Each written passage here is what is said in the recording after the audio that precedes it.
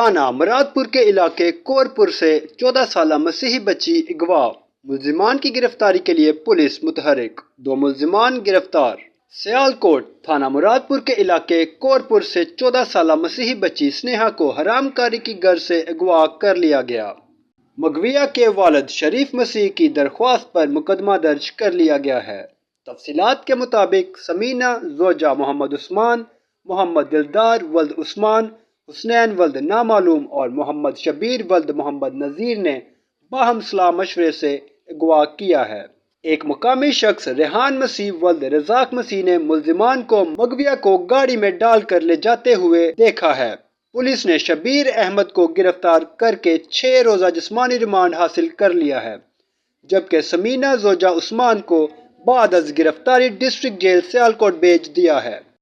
بچی کے والدین نے وزیر اعلیٰ پنجاب سے پرزور مطالبہ کیا ہے کہ دیگر نامزد ملزمان کو فوری گرفتار کر کے ان کو قرار واقعہ سزا دی جائے اور بچی کو فوری برآمد کیا جائے۔